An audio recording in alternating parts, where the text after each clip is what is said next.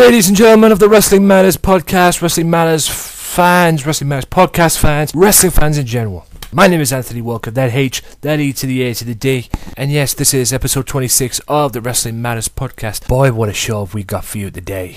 That's right, we have got TNA main points, SmackDown main points, views, reviews and opinions in the world of professional wrestling as well. Well, it's my views and reviews of opinions. And we've got an interview. That's right, this past Saturday I recorded an interview with the lovely and adorable Jezabeth. That's right, British female wrestler.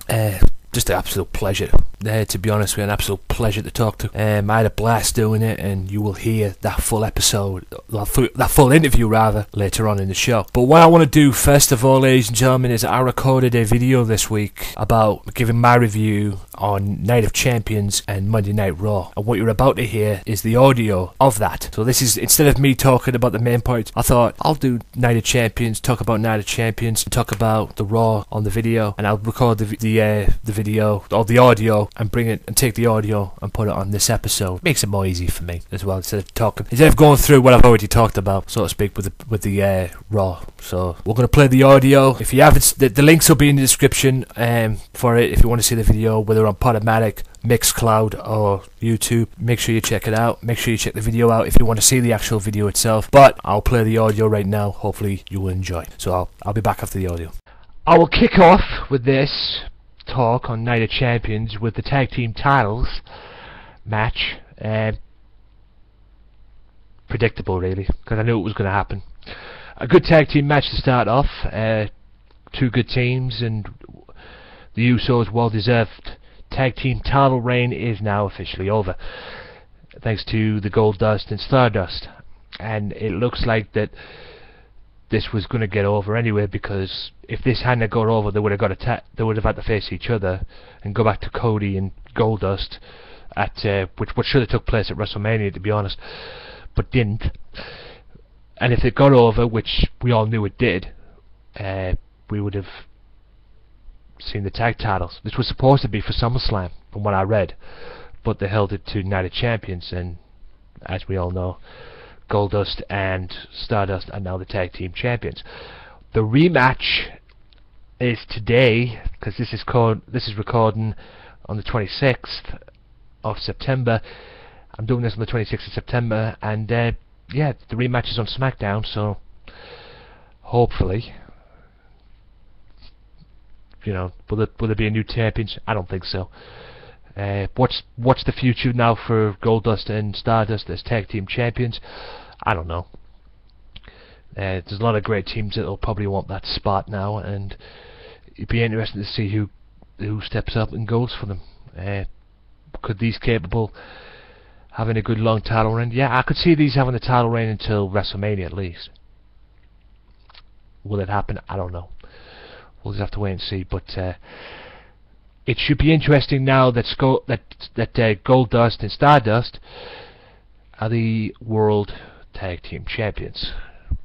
Maybe the craziest tag team in WWE tag team history. But we all know who they are, and we all know they are good. So it'll be interesting to see what happens. And then after that was the US title match with Sheamus and Cesaro. Fucking good US title match, to be honest. Absolute beautiful US title match. Probably the damn good US title match that I've seen in a while. Sheamus is bringing credibility back to that championship, in my opinion.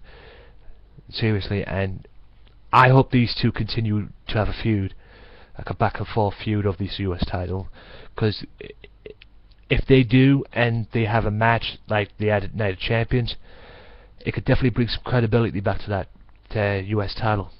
Because at the end of the day, it's nothing. When Dean Ambrose was the champion, he didn't really defend it that much. And we all know that's the second title to the Intercontinental Championship, but it should go down as that. I mean, Sheamus, despite what my boys at Sunday Segue saying, especially Kenny, I like Sheamus. Heel, babyface, at the end of the day, he's good. This fella thing and all that, it doesn't make any difference. I mean, Sheamus is who he is, that's his character. Just check my phone. But I believe that these two could have a good US Championship match. another good US Championship match, a good US feud for the title. Will it happen? I don't know. This is WWE we're talking about. Anything can happen as far as booking goes, as we've seen that in due time. But yeah, fucking good US title match, and I enjoyed it, and they beat the shit out of each other, and yeah, I loved it. Absolutely loved it. Long may that continue, and long may this feud continue. Miz regaining the Intercontinental Championship from Dolph Ziggler. Now, I was pissed at this because fucking it was me saying that WWE have screwed him again, and screwed Ziggler again. Good match, not as good as the SummerSlam one. They didn't need these stunt doubles at ringside for me, and quite a shitty way to end the match really, and have Dolph lose the title, which was the tights pull. But like I say, I'm not going to go into too much detail because I'll talk about it more on the Raw show. Yeah, Miz retained the title. The Rock wannabe, as I call him now, retained the championship, and like I say, I'll talk more about that match later on when I do the Raw results thing. Next was a match between Roman Reigns and Seth Rollins. Well, it was supposed to be, but apparently Seth Rollins had a free match, or at least he thought he did, because Roman Reigns had emergency surgery the weekend as well. That was breaking news all over. Either that, or that was just WWE's way of trying to write him out the story, because Dean Ambrose comes out, starts to banter and dwell in his glory that he had a forfeit that match, he won by forfeit and everything, and then goes on to challenge somebody in the locker room for a match. Takes the forfeit win over Roman Reigns, or supposed forfeit win, goes to fight, goes to challenge somebody in the match to give them an opportunity to come out on pay-per-view, and lo and behold, in a taxi cab, the boss returns. And when I say boss, I'm not talking about Vince McMahon, I'm talking about my favourite guy in WWE at the moment. The lunatic fringe Dean Ambrose comes back, and all hell breaks loose, and they get into a brawl and basically continue where they left off, basically, which was fucking great. And I was jumping for joy to see Dean Ambrose. I knew he'd come back eventually, because they still got this feud to deal with, and apparently he was out making a movie, from what I heard. And yeah, the feud continues, and all I'm saying is right now, Seth Rollins, Dean Ambrose, Hell in a Cell. Inside Hell in a Cell. Because at least there's one match that's guaranteed in Hell in a Cell, for the Hell in a Cell pay-per-view at the end of the month, October 26th. And if WWE is smart, which sometimes they're not, but if WWE is smart, they will put Dean Ambrose and Seth Rollins in Hell in a Cell. Because I definitely would if I was them. Because that will definitely settle this feud. And fucking so glad Dean Ambrose came back, man. Like I said on the SummerSlam Results podcast show that I did, when I said with Vicky, Earls and that, I just want to kiss Dean. If I could kiss somebody on the lips, I would kiss Dean Ambrose on the fucking lips. Just say to him, why are you so fucking good? Because Dean Ambrose is the shit. And Steve Dawson, Top Rope Elbow on Twitter, said it correctly as well. Dean Ambrose is the fucking boss at the moment. I fucking love that guy. And more on Dean Ambrose later on with the Raw results. Rusev and Mark Henry, pretty predictable match for me. I knew Rusev would eventually win. I couldn't see Mark Henry winning. I'd have been happy if he did win, Mark Henry, but he didn't, unfortunately. And Rusev shows his dominance. Can anybody beat Rusev? How long will WWE continue to push Rusev in this way? Lana's fucking hot. I don't give a damn what anyone says. But how long will they continue to push the Rusev character in this way? I don't know, to be honest. One thing's for sure, like Tenzai, because they built Tenzai up to be a monster, and he walked right into John Cena, and then John Cena killed him, basically. And then after that, Tenzai ended up going with Bros Clay. If Rusev walks into John Cena, he's done. You know, the best bet if they're going to keep this is keep him away from John Cena.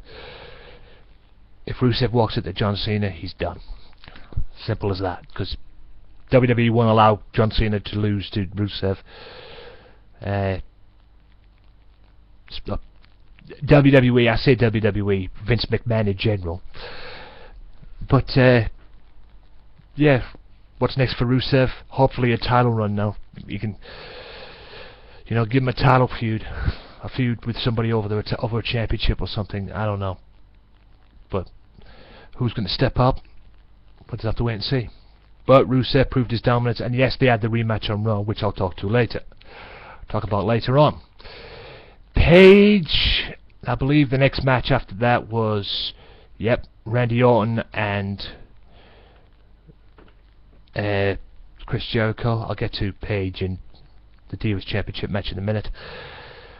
Orton showed me why I like the guy. Do I like this Orton corporate Viper, brown nosing suck up that he's become? No. I want the old Viper back. I want the legend killer back, if you will, or whatever. I want them kind of Ortons back. This Orton I don't like, because at the end of the day he's just a corporate ass. That's what he is. But he proved, whether you like him or whether you don't, he proved to Chris Jericho, he proved to WWE that he is really, really good at what he does. Jericho jumps off the top rope, jumps right into an RKO. Classic Orton. I'm not going to say the V word. Fuck you, Cole. Classic Orton, and Orton proves why he's so damn good in WWE, whether you like him or not.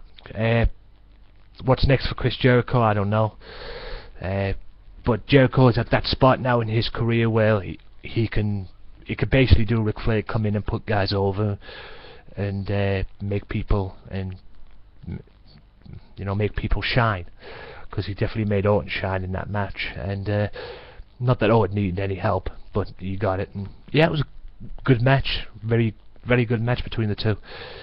And like I say, Chris Jericho's at that point now where he can have a good match with anybody, because he's got nothing to prove. But good match. What's next for Orton? I don't know. We'll have to wait and see.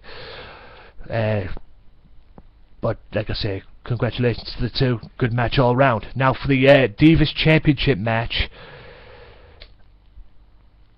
It was a great triple threat match for me, but the thing that disappointed me the most was Nikki Bella. Although she did very well, Nikki Bella didn't get that shine that she probably wanted.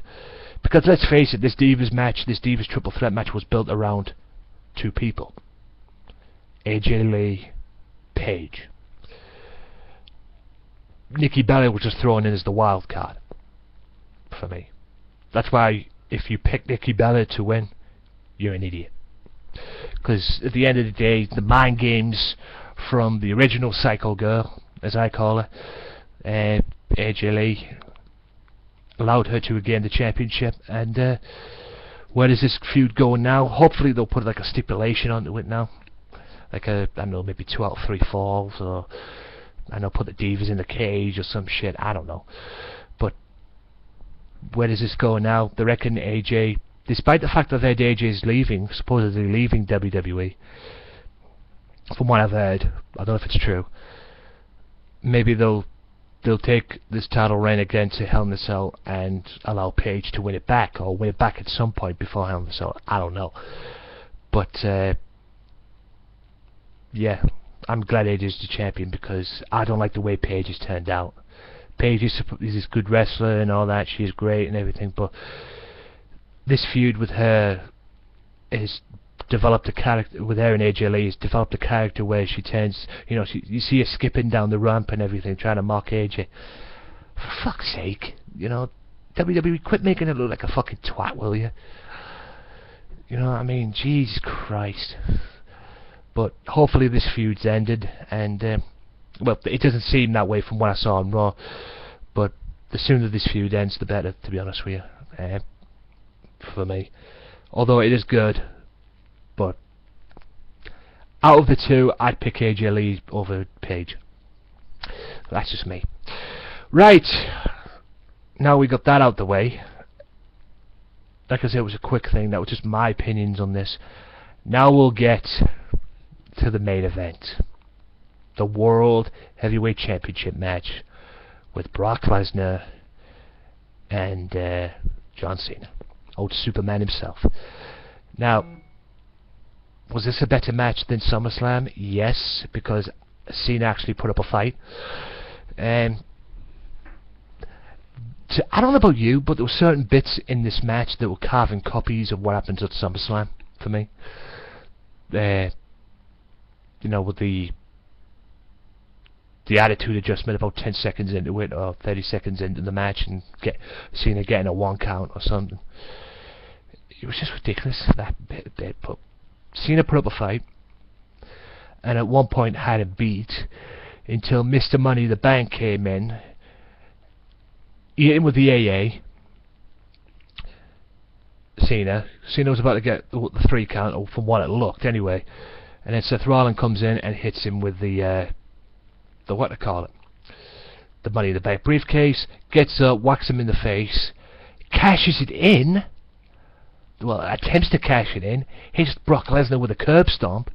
Attempts to cash it in, and then Cena spoils it. And then calls him a fool, and Seth Rollins escapes with his hind, runs up the ramp. Cena's like shouting at him, "You fool! You fool!" and all that shit. And then Cena turns around and walks right into an F5. I don't know what the heck's going on with this.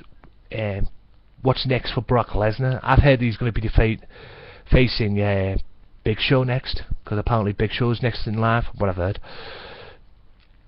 They're going to put him with Big Show next, Brock Lesnar and Big Show, which would be perfect anyway, considering what Brock did rather at the Big Show at the Royal Rumble at the beginning of the year.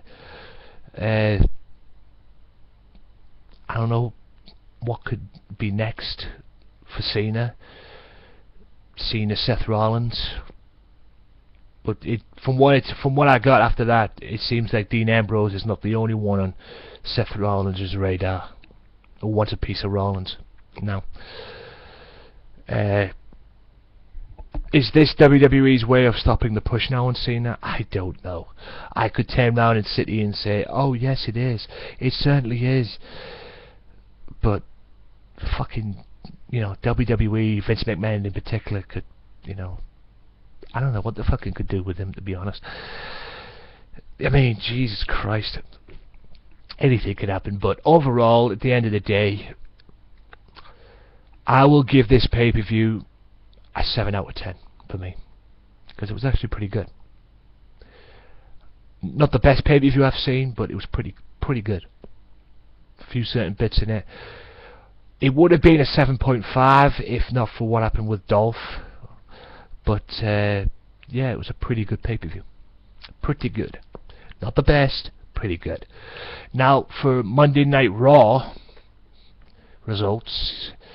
Monday Night Raw kicked off with Dean Ambrose in the ring. Dean Ambrose coming down out of nowhere in the ring. The Lunatic Fringe is back on Monday Night Raw, and he attempts to call out Seth Rollins, you know, wanting him some more of Seth Rollins. But as he did that, he got John Cena in the process. And like I said, Dean Ambrose is not the only one who's looking for Seth Rollins now. John Cena is. And these two, you know, back and forth in the ring. Dean saying, "Don't get in my way, don't make me not like you," blah blah blah. And as they're about, well, from what it looked as it was about to have them two beat the hell out of each other, the Authority come out. Stephanie, Triple H, Kane, Randy Orton, and Seth Rollins in behind, and they run their mouths off, and then all hell breaks loose because Dean Ambrose and John Cena go after the Authority. And then as they do that, all hell breaks loose in the aisle. They chase Seth Rollins through the crowd. Next minute, it's them two onto Seth Rollins in the back, beating the hell out of him. and then Seth Rollins manages to escape in the car. He steals a car, or accommodates a car, or acquires a car, and gets away from them. And then, I think during that process as well, Triple H, the Authority, booked a match between Dean Ambrose versus Kane and Randy Orton versus John Cena, which I'll get to later on. Yeah, just a crazy start to Monday Night Raw. A start you could probably expect, but a crazy start nonetheless. And yes, now for the rematch on Raw. Justice prevailed. John Cena, Dolph Ziggler stealing the show. So I'm just looking at my phone now. Dolph Ziggler stealing the show and getting one over on the Miz. To be fair, what happened with him and the Miz at Night of Champions? He actually did it again. He actually did it to the Miz on Raw. Although I don't think Ziggler was at ringside from what I saw. All I can remember was Miz Dow gets up on the apron, looks to distract Dolph. Dolph turns around, super kicks him in the mouth. Miz Dow goes off, jumps off the ring. The roll up comes in, carbon copy again, but Ziggler reverses it and gets the 1, 2, 3, and justice prevailed, ladies and gentlemen, because the best part of Raw, one of the best parts of Monday Night Raw, Dolph Ziggler regains the Intercontinental Championship belt and becomes Intercontinental Champion, which I believe was for a second time, I believe. I don't have to check that, but hell, I don't care. He's the Intercontinental Champion. Thank fuck for that. That's all I can say. Where's this going now? Probably another match at Hell in a Cell, but I don't know. I'm just glad Dolph's the champion. I can give a fuck, to be honest, where this goes next. Just thank God the Miz is not the champion anymore, and Dolph is rightfully the champion again. Now, normally I don't talk about this, but Bo Dallas, I fucking hate your guts. You suck. You're a fucking joke. I don't like you. No, I don't believe you. Like Daniel Bryan once said, I wish you'd leave for good. And kudos to Mr. Jack Swagger for making you tap on Raw. And then after that, what's his name? Seb Coulter, Dutch Mantel, whatever you want to call him, comes in and says, I believe you tapped out. You know, this is fucking great anyway. But anyone who can get one over on Bo Dallas is okay with me. I fucking hate that guy, to be honest. God damn. I don't know who's worse, him or Adam Rose. Seriously. More on Adam Rose later on. Yeah, but that's pretty much about that. And like I say, good one, Jack Swagger, for making him tap. Because Dolph and Bo Dallas to me is an annoying pain in the ass. Now, Natalya and Summer Rae. Natalya won the match by sharpshooter. You could see this match coming, because if you watch Total Divas, again, Total Divas, the show that promotes the Divas division, in my opinion, because that's what it's there for. You know, everybody knows the Divas title was on the line at WrestleMania 30 for the first time at a WrestleMania, and you know, if that happens, you know the Divas division sucks. So that's why they invented and created Total Divas, because let's face it, Total Divas is the platform for the Divas division to get over. It's as simple as that.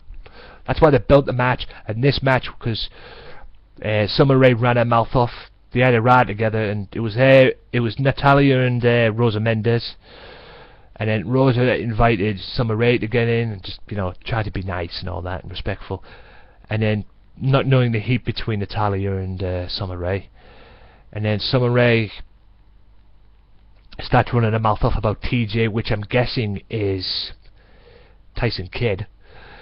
I don't know. Started running her mouth off about him, and then that pissed off Natalya, and she got out the car and grabbed her, threw her on the sidewalk, and basically just left her there. And that's what led to the match on Raw, which Natalya won by the sharpshooter making her tap, despite Layla's interference, because them two got together through their mutual dislike of Fandango. Yeah, predictable win, to be honest with you. And Summer Rae loses and taps out like a baby. Maybe next time she'll keep her mouth shut, which is highly unlikely, but hey, it is what it is. First main event match of the evening, Dean Ambrose and Kane. Dean Ambrose winning by disqualification. Seth Rollins interfering, saving the corporate ass of Kane, to be honest with you. And starting a brawl that helped finish, dropping Dean Ambrose with a choke slam. They just got into a brawl, and then one thing led to another, and then Dean Ambrose walked into a choke slam of Kane, and they all thought that was it. Goes backstage. Triple H is getting in the Rollins' face and saying, "Don't start fires that we have to put out all the time," and blah blah blah blah blah. Next minute, out of nowhere, Ambrose comes in, starts beating the piss out of Kane, and then starts going to work on fucking Rollins. Just lost his mind. Starts steaming Rollins and everything, and then Stephanie comes in, and the security comes in and grabs Ambrose, and then they lock him in the this closet thing. They said lock him in the closet and just keep him there, and about 4 security guards covering the doorway and everything, so Ambrose doesn't get out. And one thing led to another and all that. But like I say, I fucking love Dean Ambrose. I could watch Dean Ambrose all day. This guy's a... I think one guy, somebody on YouTube wrote in the comments underneath the video saying that Dean Ambrose is the PG version of Stone Cold Steve Austin. I think it'd be hard enough to disagree, to be honest with you. The 6-man tag, which saw the US champion and the former tag team champions, the Usos, against Goldust, Stardust and Cesaro. Now, this was just a fallout match from what happened at the pay-per-view with the respective matches and everything. So they thought, why not? Let's put these three together. And have a 6-man tag, which saw the US champion Sheamus and the Usos get one over on the tag champs and Cesaro. What's next? Hopefully these two will have another match. Obviously the rematch is on SmackDown between the Usos and the tag team champions. Will there be another match between Sheamus and Cesaro? And if it is, if it's anything like the United Champions match, I wouldn't mind seeing it again. But yeah, pretty good 6-man tag. But the main event comes on SmackDown with the Usos invoking their rematch clause to get a rematch at the tag team champions and a chance to regain their belts. Will it happen? Watch on SmackDown this week. Again, Rusev and Mark Henry. Mark Henry was coming out with an injury. He had a back injury apparently from what happened at the pay-per-view. In the pay-per-view match. This match, to be honest with you, shouldn't have happened, but he wanted a second chance and got a second chance. But Rusev was too strong for him, and Rusev beat him with the camel clutch, and Mark Henry passed. I think Mark Henry passed out in the ring. Didn't quit, didn't do anything, but passed out in the ring, and he shouldn't have took the match, to be honest with you. But hey, he wanted a second chance, he got it. It didn't work. What's next for Henry?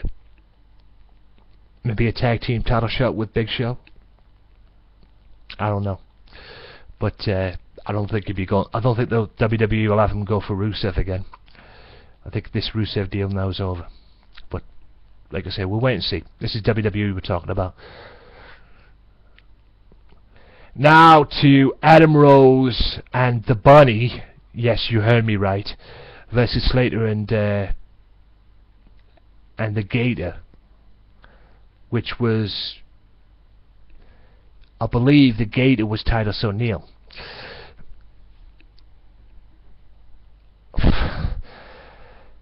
Who would ever thought the Bunny would be an entertaining?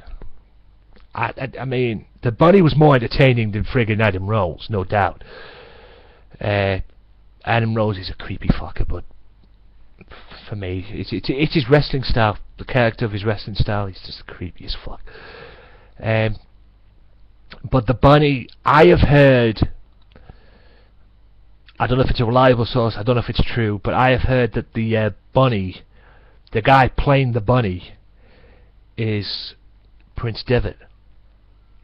Apparently. That's all I've heard. I don't know if it's true, I don't know. But that's what I've heard. But, yeah. It was just like one thing leading to another with this. I mean, for fuck's sake. Oh, my days in heaven. You know, the bunny was entertaining, there's no doubt. I mean, fuck me.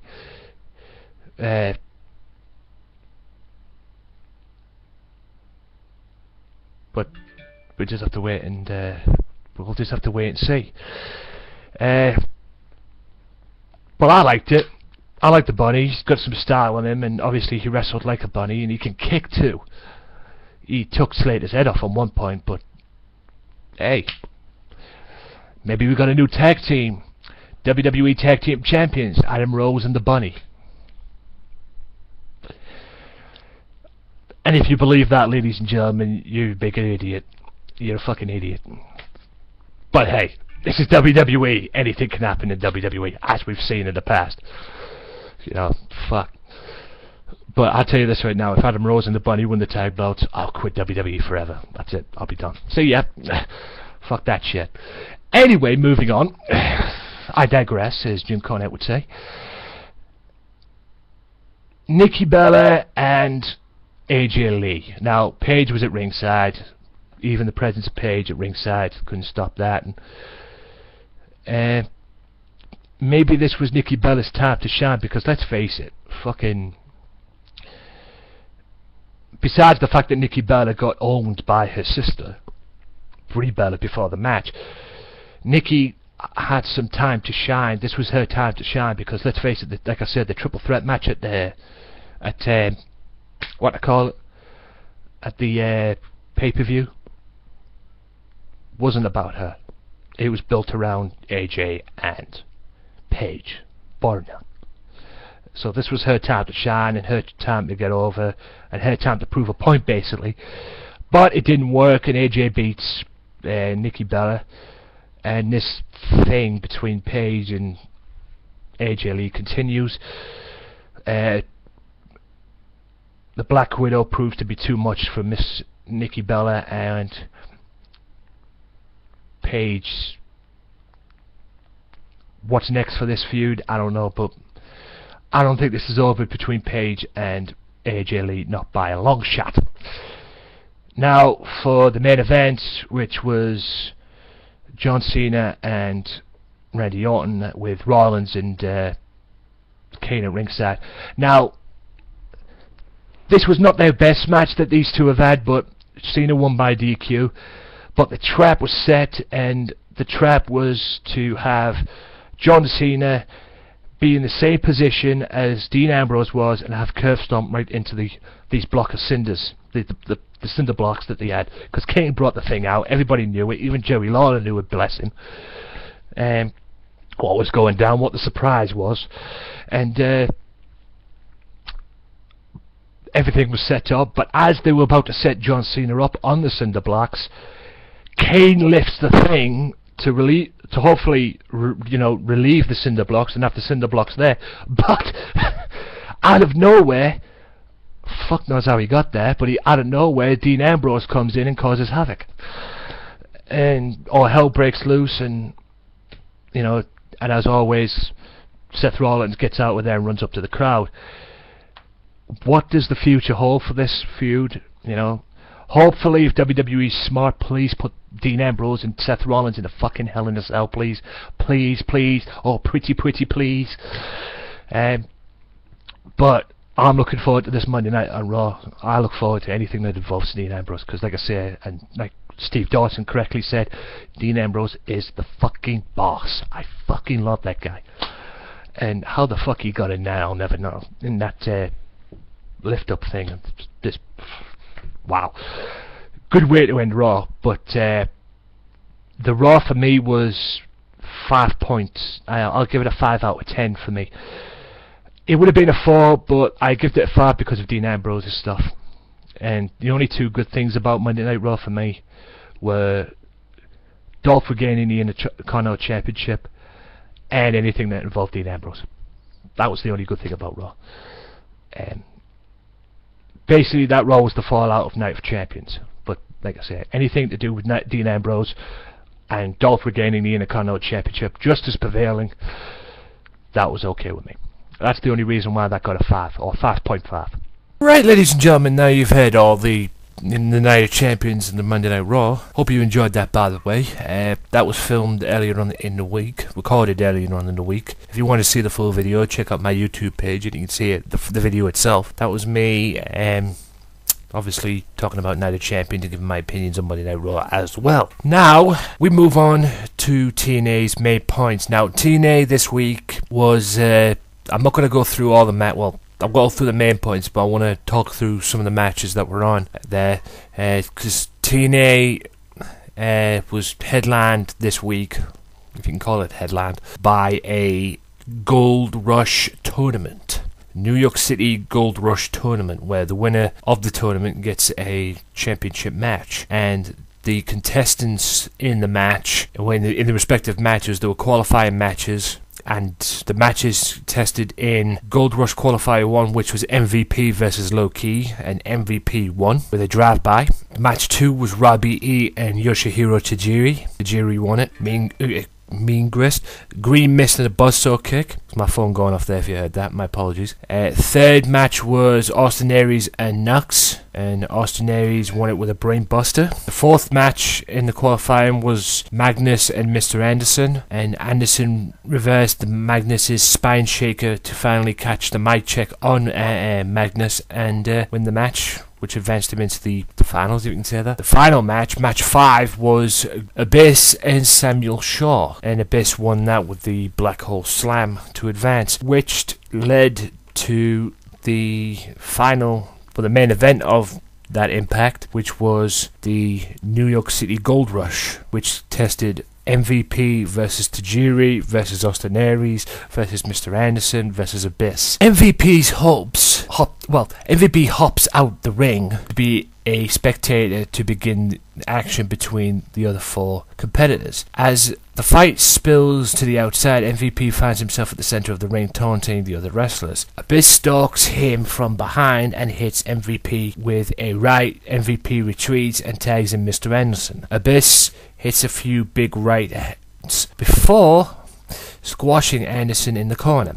Anderson starts to mount some offense, but the Japanese buzzsaw tags himself into the match. Anderson takes down Tajiri with a shoulder block. Then the two exchange a series of chops and punches in the middle of the ring. Tajiri sidesteps Anderson, who crashes shoulder first into the ring post. Tajiri attempts a pin but gets a 2. Aries tags Anderson and squares off against Tajiri. They shake hands before exchanging a series of submission holds. Aries connects with a drop kick, but Tajiri comes back with a round kick and a back elbow, a jumping back elbow in fact. Aries whips Tajiri into the corner, where Tajiri attempts a tarantula. Aries counters, sending Tajiri to the floor. MVP nails Aries with a cheap shot, and with Aries distracted, Tajiri sneaks in a kick to the head. Tajiri gets a 2 count. Mr. Anderson tags in, but Aries is able to fight back and maintain the advantage. Aries crawls towards MVP, who drops down from the apron. Abyss comes into the match and attempts to chokeslam Aries, counters and catches Abyss with a discus forearm before tagging the unsuspected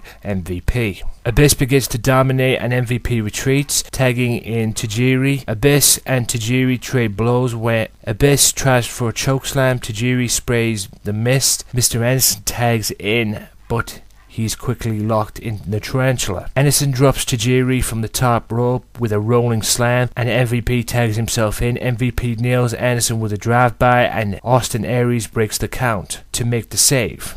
Anderson drops to the outside and Aries fights MVP out the ring. Aries flies, catches Abyss and MVP with a suicide dive. Aries rolls MVP back in the ring, then he rolls Anderson into the ring. On the other side, he tags Anderson and comes back in to face MVP. MVP attempts a drive-by, but Aries counters with a roll-up to get the 1-2-3. The winner of the match, Austin Aries, and that's what ended Impact. And Aries is now the #1 contender for Bobby Lashley's World Heavyweight Championship belt. Question is, when will he go for the title? Be interesting to see what happens next on TNA. It's coming Wednesday. The SmackDown main points. I suppose I'll better start off with Dean Ambrose versus The Miz. Now, if you saw WWE main event, you know how this came about, because basically Dean Ambrose took over the Miz TV segment. Despite the emergence of Seth Rollins and Cobra Kane in the SmackDown's opening contest, Dean Ambrose was able to counter the Miz's skull-crushing finale and hit Dirty Deeds for the victory over the Moneymaker. The unstable superstar then single-handedly held off a 2-on-1 assault from Rollins and Kane to steal the Money in the Bank briefcase. That's right, he ran away with the Money in the Bank briefcase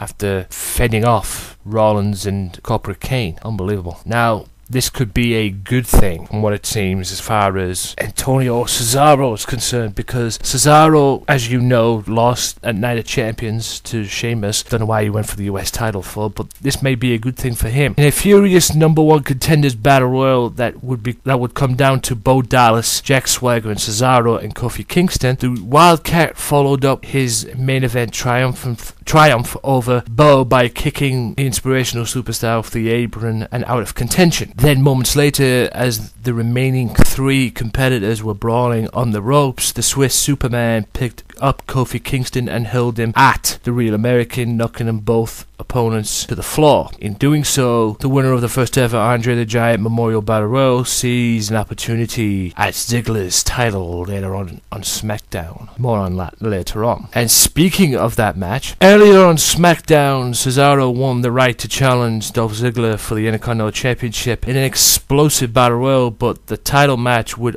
ultimately end in controversy when the show-off countered the Swiss Superman for a pin attempt. The referee failed to see Cesaro grab the ropes. Nevertheless, the official's decision was final, and Ziggler squeaked through with the title still around his waist. Don't think that's over. Fighting for both his country and his brother from another mother, Mark Henry, Big Show took on the Rusev in SmackDown's main event. Just when it looked like the Giant was ready to finish off the hero of the Russian Federation with a knockout punch, Lana entered the ring to distract him. This opened the door for Rusev to nail the world's largest athlete with the Russian flag to end the match in a disqualification victory. That would not stop the Big Show, though, from delivering a thunderous post-match knockout punch to the super athlete, though fulfilling his promise to Henry that he would knock out the foreign superstar on SmackDown. Be interested to see what happens on Raw this coming week. Well, tonight, in fact. Right, ladies and gentlemen, I'm going to shot a quick promo on it, and then after that, I'm going to go through my views and opinions on WWE and the world of professional wrestling, and then I will play the full interview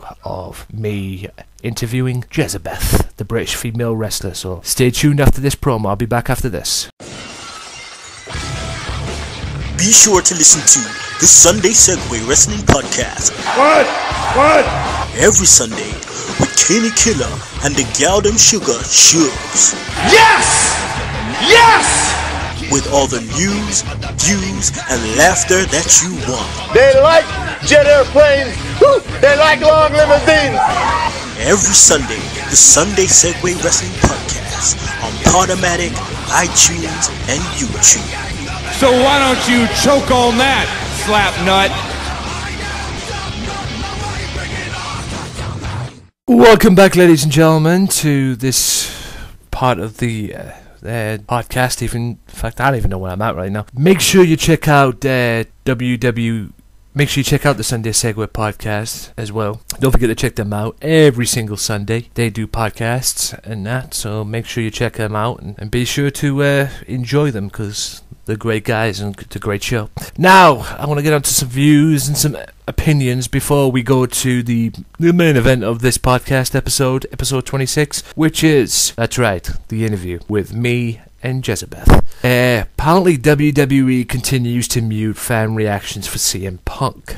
The crowd reaction from part 1 of WWE's NXT 2K15 roster reveal that is currently on WWE Network. Renee Young and Steve Austin were naming the stars as they were going through, and obviously CM Punk's name came up to mention, and people were adding out the chants and everything. And WWE, this ongoing feud, if you can call it that, between CM Punk and WWE is really getting sick and stupid now. I just wish they'd end it.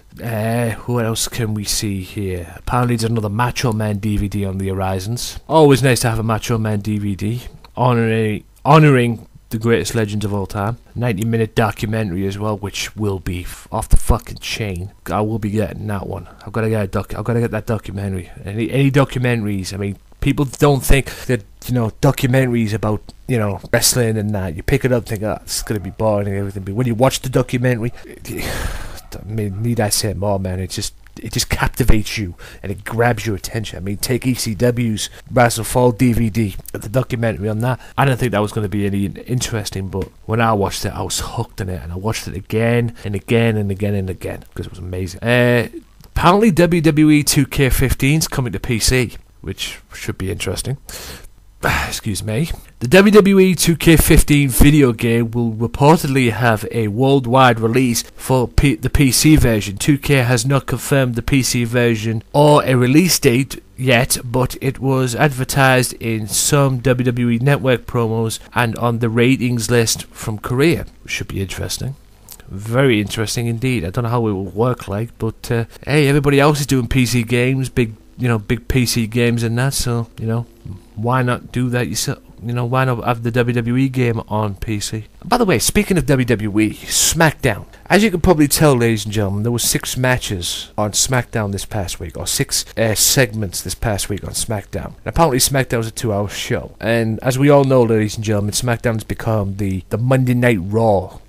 Basically the B show to Monday Night Raw. The SmackDown that it used to be back in the day, it's just totally fucked. I mean, SmackDown back in the day had credibility, especially when the roster changes and the split on the rosters and everything. And SmackDown just fucking, it's just gone down the fucking toilet now. I don't know if it's bad editing or whatever. I mean, I know they're all on both shows now, and I just wish WWE would improve the SmackDown show and improve it quick, because boy does it need improving. And it's funny because SmackDown celebrates 15 years next, I believe it's in October. So if SmackDown's this poor now, and they've got and the show's got an anniversary coming up, and there's going to be a big show coming up for that, it's not really going to be interesting to bit the show and that, because it's going to stink the joint out. If with the format and everything. I hope when they've had this 15-year anniversary show, I hope they really, really, really improve SmackDown and improve it quick, because TNA's in the shits as far as network goes. SmackDown will be in the shits as well, because I don't see many people going for that or wanting that. I mean, back in the days, in the early 90s and the late 90s and the early noughties as well, it was a good show to watch. It was a good show to... I mean, I used to get up every Saturday morning just to watch it before I got the Sky and everything. And I used to get up and watch it every morning. Now it's a fucking suck job. Man, it really is. And they'd be best off just cancelling the show and just sticking with Raw, NXT. Fuck it, put NXT at that spot. Jesus Christ. I mean, I have one show for WWE, which is Monday Night Raw. Because let's face it, Monday Night Raw is 10 times better than SmackDown. And just have NXT there instead, because I don't see what the use is for SmackDown now. And I mean, that's just my opinion. I mean, it seems to have lost its juices, so to speak. But hey, that's just my opinion, my take on that program. But it definitely needs to improve, and quick. And you know what? I'm not gonna go into any more with it now, because I know you guys listening to the podcast wanna hear the main event, which is me and the Jezabeth interview. So I'm gonna play the full interview right now. Check out the podcast as well. They're Podomatic and Stitcher Radio and Mixcloud and YouTube as well, because I've got the interview up in full. I've given it its own thing as well. It's up as a single thing, I guess you could say Wrestling Matters Podcast Extra, so to speak. So If you guys are listening to this podcast and can't wait to see it, just go on to that as well. It's on both, so I just thought I'd play it on here as well. I recorded this on Saturday, 2 days ago in fact, on the 27th, September 27th. Absolutely superb interview. I had a blast doing it. She's an absolute top lass. And you know what, guys? She's only been in the business 4 years. She started training in 2009, as you were hearing this, and it's now 2014. She's only 19, and she's... I'm not going to go into any further details. She's talented. She's a student too. And listen out for her calling out some people as well, which is fucking epic. She calls out a few people as well, so make sure you listen out for that. Enjoy the interview, and I'll be back when it's over. Here's the interview. Me and Jezabeth. Wrestling Matters podcast fans, this is me. It's that HEAD, Anthony Walker here, the host. And I've got something very special for this episode. Episode 26 of the Wrestling Matters podcast. I have an interview. Yes, my very, very, very first interview on this Wrestling Matters podcast. I am so excited to introduce British female wrestler Jezabeth. Jezabeth. Hello. How are you, my darling? I'm okay. How are you? It is very well. I'm very well indeed. I am so excited to be doing this interview. Thank you so much for agreeing to do this. Thank you very much for having me. It is a pleasure. I am very excited. Like I said, you are my first wrestler that I'm interviewing, and so you should feel honoured about that. Yeah. It's an absolute honour to be interviewing you. I'd like to say thank you so much for agreeing to do this. Oh, very kind. It's a pleasure. Yeah, and all we can do is to start off with the basics, with the basic questions that I've got for you is, how did you get into this world of professional wrestling? Oh, well, I started watching it when I was 9, and the first thing I saw was Trish Stratus, and I thought she was amazing, like nothing I had seen before. Right. So I carried on watching for a long time, and then my brother started watching too, and then we'd both always stay up and watch Raw and stuff. And then when I was 14, I finally researched online for a wrestling school. I found Dropkicks Wrestling School, stayed there until 2012, and then moved to WrestleFalls Wrestling School, which is Future Falls now. And I was being trained by Tom Chamberlain and Charlie Rage, and they are amazing. Love them guys. Yeah, I've had a look at your Wikipedia. Oh, cool. The local Wikipedia here. For any of you guys knowing it's prowrestling.wicca.com/Wicca/Jezabeth. I know it's a mouthful in itself. And it said that you began training at Dropkicks Wrestling Academy in June 2009 under John Ritchie. Is that pronounced correct? Yeah, I did. Yeah, and then you later. Yeah, that is. Yeah, and you later moved then to WrestleForce Academy in 2012 and trained under Charlie Rage and Tom Chamberlain, like you said. Wow. What you said that Charlie and Tom were great and everything. What was John like to train John under? was really good as well. He was really good. He taught me a lot of the Olympic style wrestling, and we used to do competitions at our school, competing with other schools. And I actually, in 2011, I won the freestyle women's champion of Dropkicks. Yes. So I still have my little award on my windowsill now. Yeah, you just basically took that there because you said that while you were at Dropkicks, you were the freestyle ladies champion. You won that on July 9th, 2011. Yes. And not only that, you were the Dropkicks Female of the Year in 2011 also. Indeed I was. And that must have been a huge honour for you. It was. I actually cried when that was announced because I had no idea, and I got really emotional in the ring when they told me. So I was like, did they tell? I was about to say there. I mean, how did that all? How did you get to know about that? It was at a show in the early evening. I beat my opponent, Brookie. I beat her, and then later on in the evening they did awards, and they announced the female. And then when I found out, I just got really emotional and in a happy way, and was like, "Oh, this is so sweet and stuff." Yeah, so, I mean, very kind. Yeah, I mean, considering you only at that point in time anyway, your career, you're only wrestling for about a year according to this, because you made your debut in 2010 facing Susie Wild. I did, yes. And you won your debut match, but later on the evening you had a confrontation with Colleen Masters. Yeah, I did. She's a bitch. And that was the and that was the beginning of the trademark scream. Yeah, now I just scream at everyone. It's fun. I scream at kids, make them cry, and then I laugh. Yes, you are. I love it. I love it. That's the beauty of being a bad girl, or a heel, as it's known in wrestling. You get people. Yeah, so it gives me, like, I want people to be like, I'm in charge now. They need to know that I'm in charge when I walk in a room with them. Yeah. And if they don't get that, then they're stupid. Yeah, they should know. Yeah, I've come across that on a few shows as well. I mean, sometimes some people take the heels very seriously. From what I've gathered on shows, and they've got to leave it off. They've got to lay it back a little bit. There's they have I mean, heels have a boundary to go, but some of the fans do take it seriously when the heels try to generate that heat, because that's what being a heel's all about. You've got to generate the heat with the fans, and if you can't get over with them in a way, and you go on. As long as the child's crying, or as long as people know I'm in charge and being inferior to me, then I'm happy. If like someone's like upset from what I said, it doesn't bother me. I just say it because it's true. I mean, I called someone a skank. I called someone a scumbag. I'm not saying it just to insult them. I'm saying it because you're doing your job. You're doing your job as a heel. It's truthful as well. Because if someone smells, I'm going to tell them. If someone's got bad breath, I'm going to tell them they have halitosis or something, because it's probably true.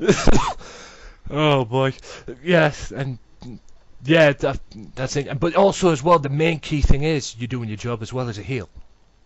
That's I want people to. Yeah. Well, it doesn't matter if people like me or hate me. Usually, where I go, I need people to know that I'm in charge. Just like lions, because I base everything I do on a lion and how lions move and how they act within different situations.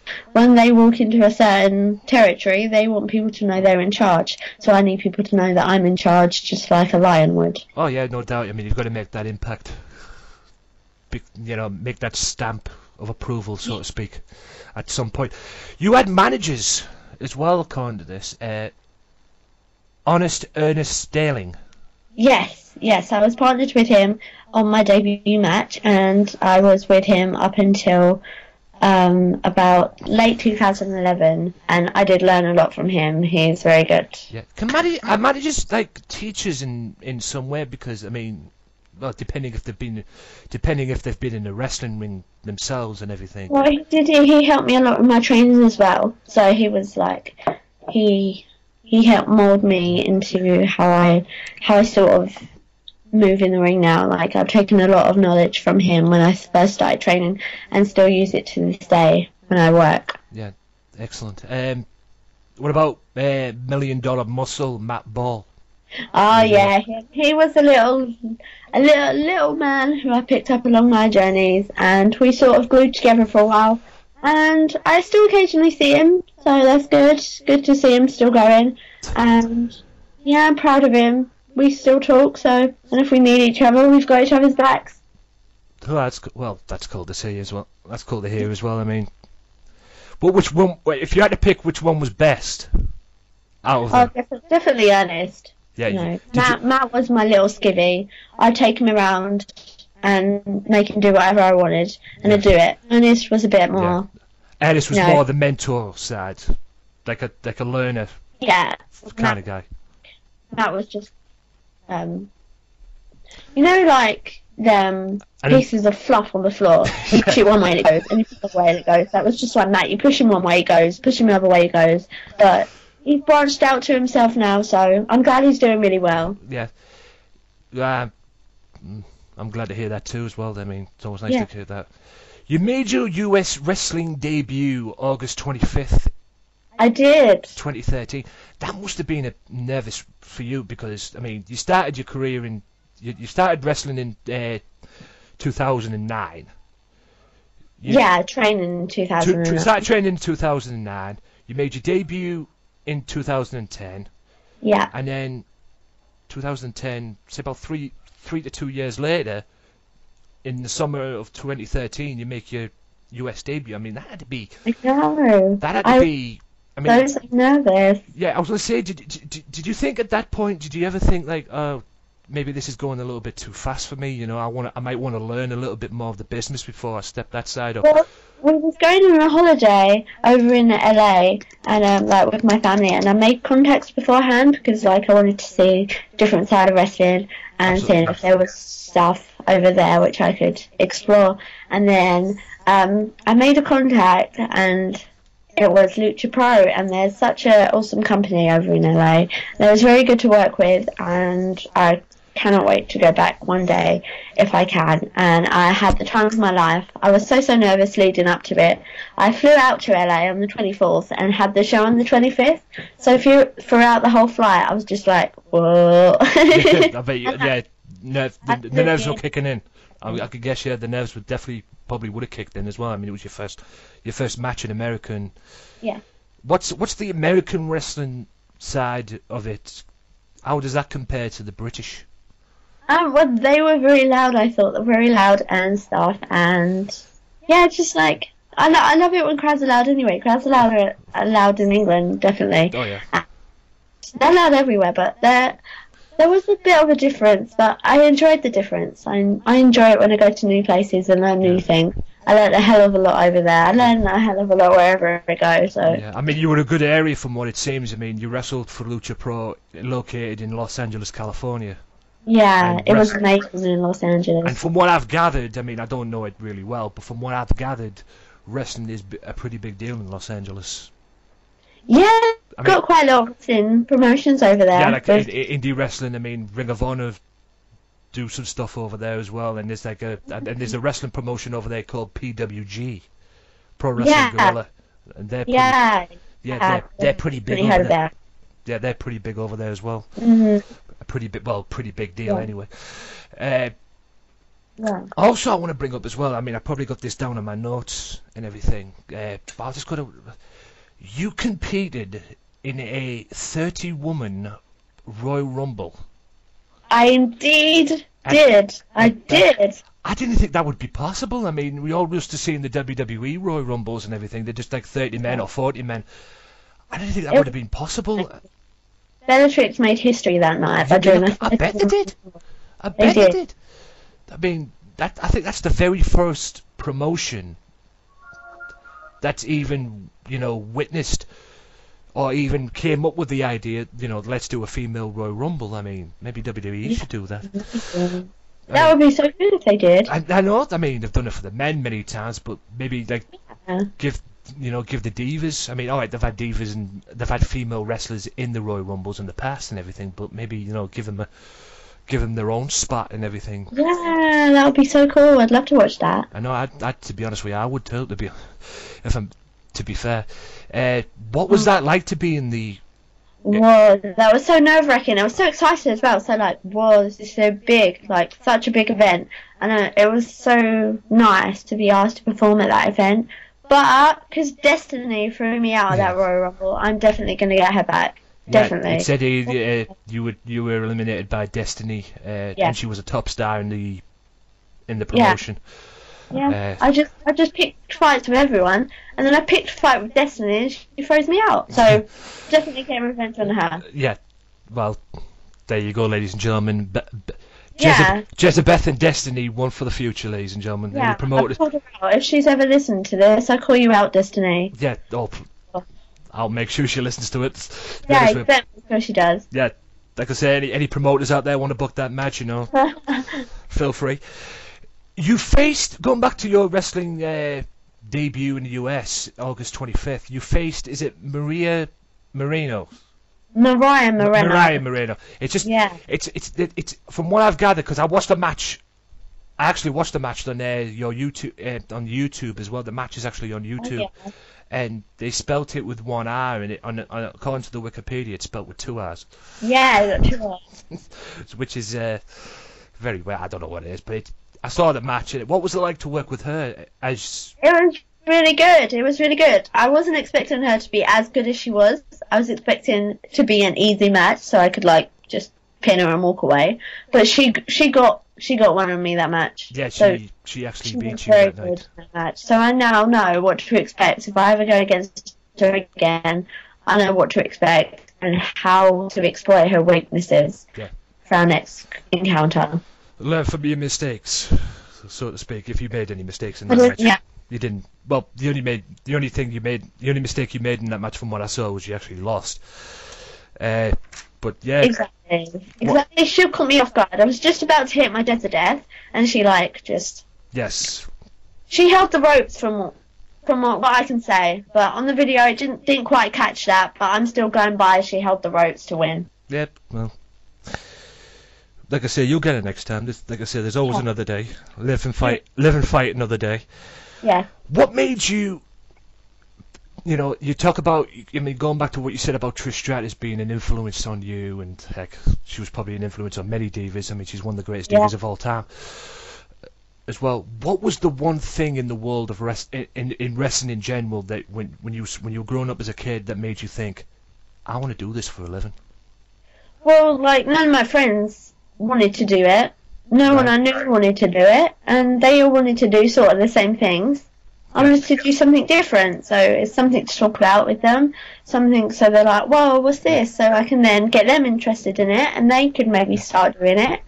It's just something different. I love being unique. Like, if someone's got something, I want to get something different, or same thing, but spice it up a little bit. Yeah, there's nothing wrong. Hey, I'm all for that myself. You know, I like to do that myself, explore new things, and do what is interesting to you. As long as it's interesting to you, go ahead and do it. And it's fun too. That's the key thing. Yeah, you talk about I mean, you said, according to what I got from the Sunday Segue interview you did, you said there was one particular match that you enjoyed, which was Christy Hemme and Trish Stratus. Yeah, that was like at WrestleMania 21. Yes, Los Angeles one. Yeah, because that was the first feud I watched. I was really intrigued and excited, being how young I was as well. I wanted to see how it all was like played out, and it was fun. I really enjoyed that match. Yeah. How old were you at the time, if you don't mind me asking? I was WrestleMania 21 was in 2005, wasn't it? Yes. So that was 9 years ago. So I was 10. Oh my God. I feel old. I was I don't know how old I was, but I can't remember how old I was. But I'm 30 now. That's not old. That's young. That's still young. Yeah. Wow. I mean, I've been watching wrestling ever. I mean, my very first. I mean, this is how my knowledge of wrestling is. My thing of being a wrestling fan myself is my very first ever wrestling pay-per-view that I watched was SummerSlam 1991. Whoa, that's so cool. Yeah.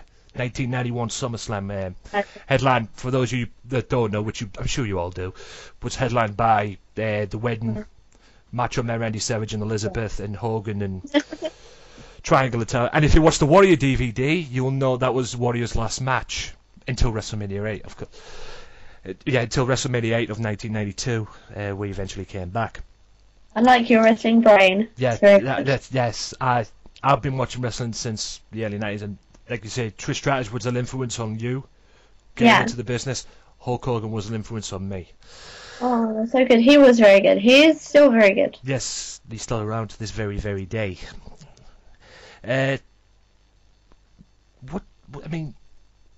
What did you, when you first got into the business and you first started training and everything, what was your dream to get out of it? What was the main dream that you wanted? Just to perform in front of people and for them to watch me and enjoy what I'm doing, because I enjoy what I do, so I want them to enjoy what I do. Nowadays it's just to beat the holy crap out of someone. And make myself enjoy doing it. I couldn't care less what everyone watching thinks. Obviously I want them to have a good time, but I want them to watch me have a good time, and then hopefully they will have a good time watching me beat up someone. Yeah. What did you learn from the two respective academies? I learned everything. I learned psychology, I learned character, I learned wrestling moves, I learned the bits in between. And one thing I remember what my trainer said to me is a wrestling match is like a wall, basically, what you'd build for a house. Everyone sees a wall outside, but inside there was so much work put into it.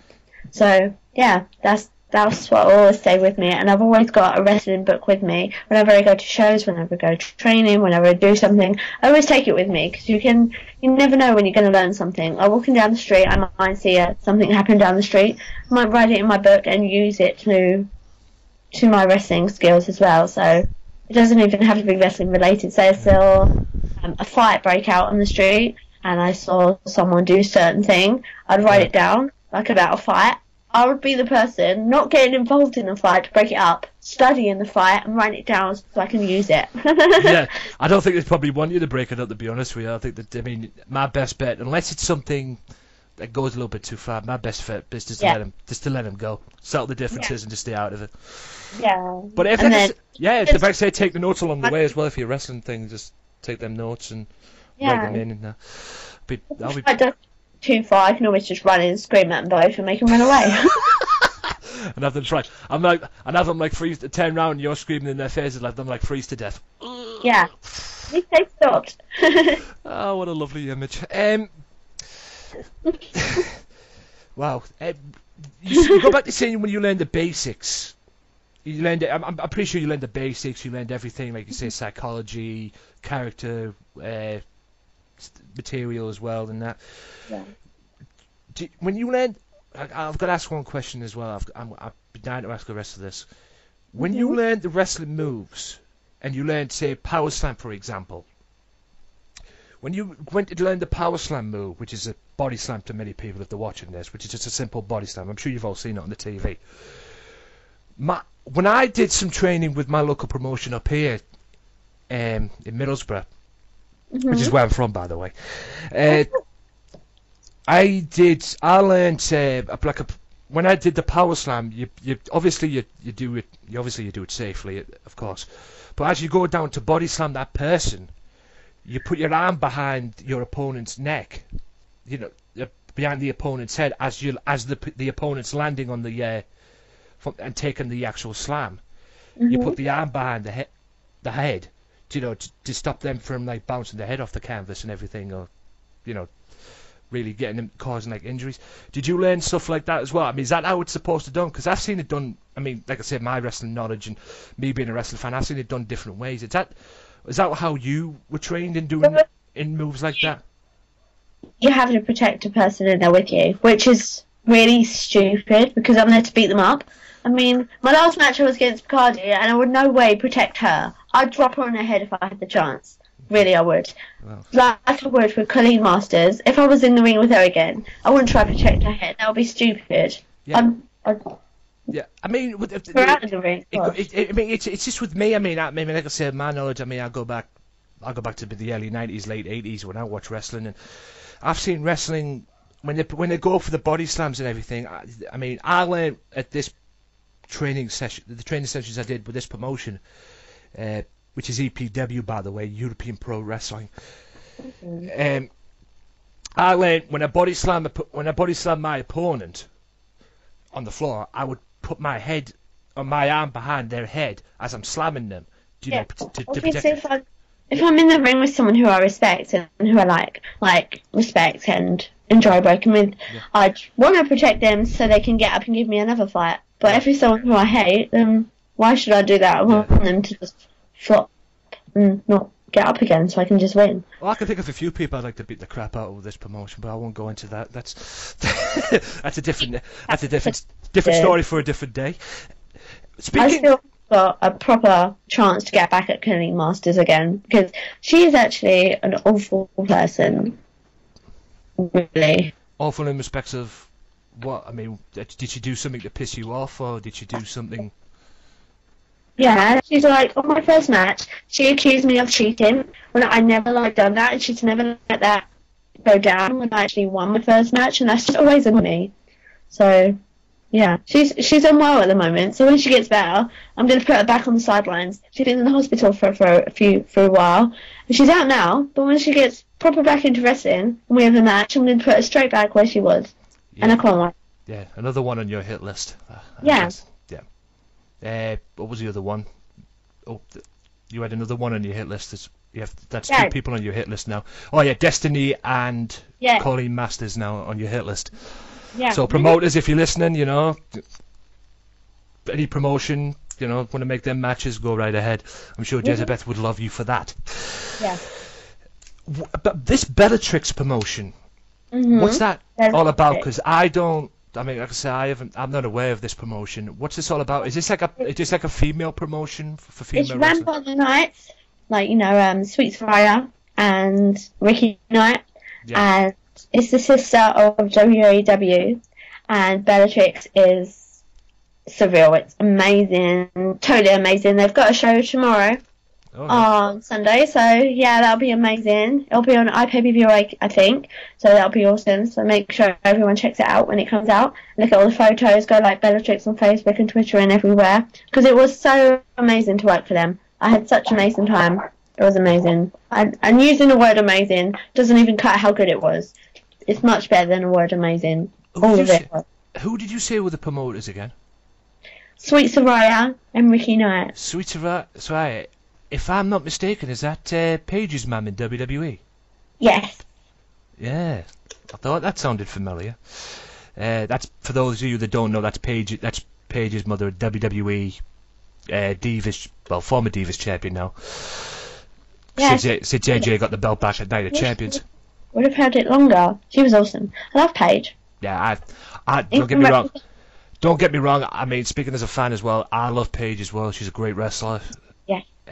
It's just my philosophy, and I'm sure if you listen to my other episodes of the podcast, I speak very vocally of the way WWE used her, particularly after WrestleMania as well.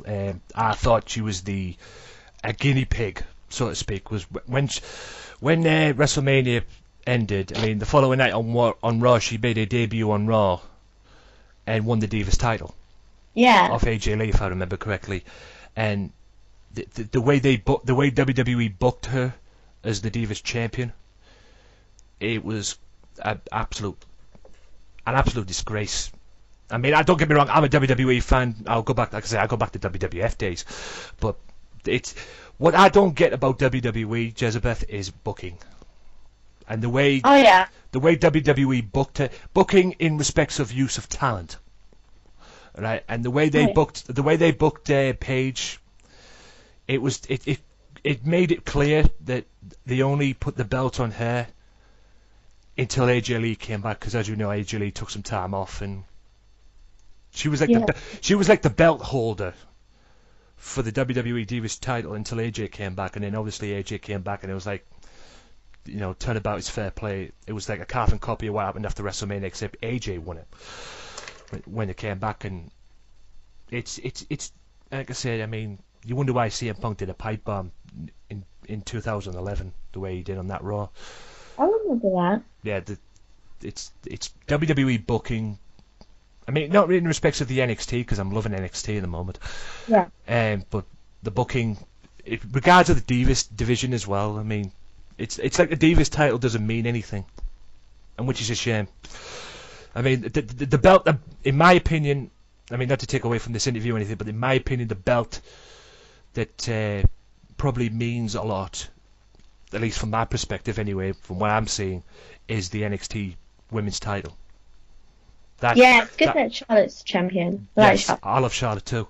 I love a lot of divas on that NXT roster, to be honest, and a lot of them are the future of the Divas division.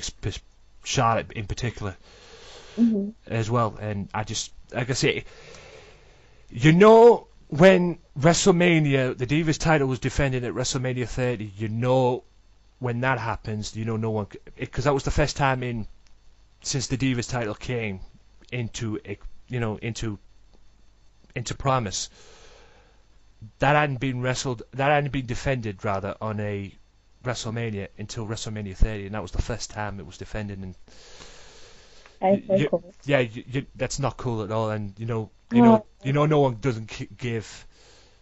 You know, when that happens, no one cares about the Divas division, which is a shame to say, but that's just my opinion on it. And I think people should care about the Divas division more often. They should, yes. Women's wrestling is amazing. I love it. Yeah, I mean, if you're not going to use women's wrestling, you know, at the end of the day, if there was no women's wrestling, there'd be just managers and valets and other use like that. But that's just my opinion on it. What's the difference? I mean, do you think British female wrestlers could get over in America? Yeah. Do you think they're capable of getting over? All female wrestlers in England, I've seen, are totally unique, and all of them I've watched are fantastic. I want to wrestle every female wrestler I can. Every female wrestler in England, Scotland, Wales, Ireland, America, France, Germany, Belgium, everywhere. I want to wrestle them all because everyone I've watched of them are so good, and I think I could learn so much from each and every one of them I've seen. Have you been to, besides the Bellatrix promotion and other promotions like that, and the Lucha Pro promotion as well, have you been to like any other promotions like PCW or? I really want to go watch a PCW show because the photos I've seen from their shows are fantastic, and yeah, I have to go and venture up north and mainly down south as well to watch shows. I go watch EPW shows in Hastings, and that's run by Scarlett and Dominator, and they're like my wrestling mum and dad, Scarlett and Dominator. I learn so much from them all the time. Whenever I need advice, I go to them. They give it to me. Whenever I need help, give it to me. They do. And then, yeah, they're just there for me all the time, which I really appreciate.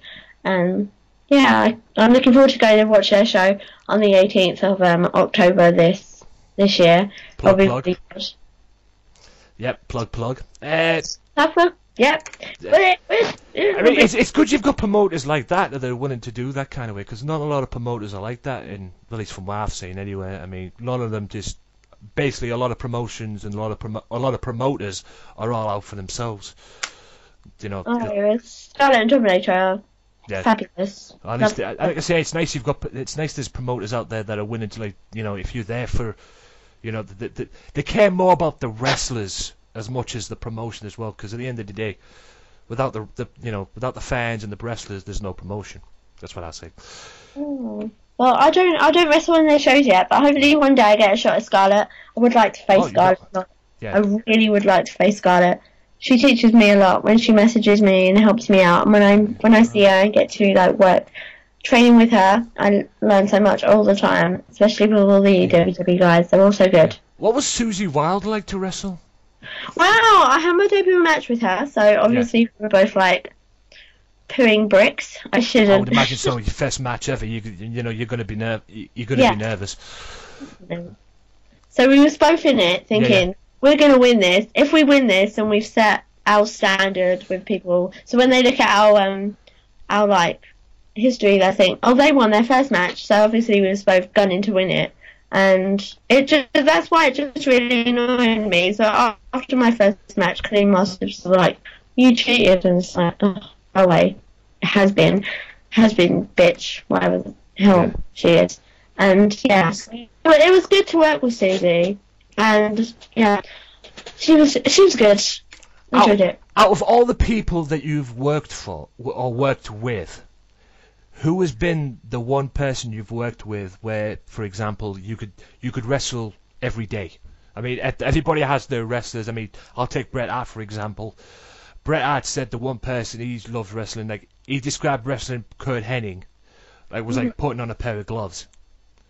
Yeah. Well, I think I've had pretty good matches with everyone recent, like, who I've worked with. So I'd like to, like I said, wrestling every female wrestler once. I'd love to wrestle them all again, like who I've worked with, because I can't pick a certain one because they're all so different and unique, which is the best. If I could pick a certain one, then I wouldn't be. That's just not how I think. I mean, everyone's so unique. They've got their own talents, their own skills and everything, which I admire. So yeah, I think everyone's sort of different, and I take certain things away from everyone I work with, write it down in my little wrestling book, so when I next face them, it'll be a lot easier for me and harder for them, so they don't know what I'm going to do. I've got to admit, I like your style. You seem like you're not just like a wrestler, you know, a female wrestler. You see, you come across to me as a student. Yes, of the business. Everyone's always learning in the wrestling world. Everyone always be learning. I've got to admit, I mean, if you keep this up, I mean, extremely big things could happen for you if you like. I mean, if you learn, I mean, you're learning your craft and you keep learning it day by day and everything, and big things could definitely happen for you. I mean, hopefully one day. I'd love to wrestle in every place in England, every place elsewhere, and then hopefully take that big step one day. But I definitely want to travel more before and meet more people. Yeah. Keep your feet on the ground first before you make them huge steps to the big time like WWE or TNA. If that's if TNA is still around. That's my friends who are like going over there and they're doing well for themselves. Like with TNA British Boot Camp, I was so proud of all of my friends who got chosen. I was just like, wow, that's so good. Really happy boot camps over there. But the thing that worries me about TNA is, I'm sure you might not have heard, or you might have heard. They're on like a network. They're looking for a network in America. In case you haven't heard, guys, Spike dropped them. Oh no! Spike TV dropped them at the beginning of the year. It's got out all over the Twitter. I mean, I think TMZ had it as well. Spike TV dropped them. They were cutting. I mean, their contract runs out in October with the TNA, they dropped them. They said they were going to renew contract. So I don't know if there's like any further like updates or anything, if they've got a new network or they're still on, or they've managed to convince Spike to renew the contract or nothing. I don't know. There was all this like stories on the internet saying that they're inviting the people that that make the contracts and that dish out the contracts to renew the contracts and everything. Or they were in charge of it. They were bringing them to shows and everything. The New York tapings they were doing. The New York tapings, they were bringing them to the New York tapings and everything, and trying to suck up to them, as from what I gathered and everything, trying to smooth talk them into sign and renew the contract and everything. I mean, if a contract, if the Spike don't want you, the best bet is for you to go and find another network. I don't see why they don't go back to Wednesday night pay-per-views like they used to do. Back in the day. I mean, I'm going back to 2003 with this. The old Wednesday night pay-per-views. I mean, if you're a TNA fan, or if you're a die-hard TNA fan, you know what I'm talking about, guys. I mean, it just sickens me. I mean, I can only imagine why. I don't know why they were doing it, because as we all know, and as you well know, probably, Jezabeth, TNA is a big deal over here. Yeah. I mean, they sell out their shows, and I would go as far as to say TNA is more popular than WWE over here. That's just from what I've got. I mean, there's more of a buzz with TNA than there is WWE over here. I mean, I might be wrong on that. That's just my opinion. Yeah. I might be wrong on that, but that's what I've gathered. I mean, people, English wrestling fans are more interested in TNA than they are WWE. Yeah. I mean, that's from what I've gathered anyway. But yeah. I don't want to see TNA go out. I mean, I'm sure you don't either. No, I don't want any wrestling go out. I wish wrestling would come in. Yeah, more wrestling there is, the better, to be honest with you. Especially professional wrestling. I mean, I'm old school, so I'm down with I mean, like I said, that's why I created this podcast, Wrestling Matters, because wrestling matters to me. It does. It's amazing. Yeah. Is there any, like, I mean, you say Preston Championship Wrestling, that's PCW to people, as well. You want to, I know these other ones as well. Is there, besides all the other ones that you've mentioned, the other promotions as well, is there like any other like British wrestling promotions out there that that you've seen and you think, I want to be on that show? First females in Scotland, definitely. I want to wrestle in the promotions up north with the women like Nixon and Lana Austin and Violet Van Dasher and Ruby Summers and every night, and all of them girls, because I really want to get to grip with them, because it'll be great because they're really talented. Like I said, all the women who I've seen in England and elsewhere in Europe are so talented.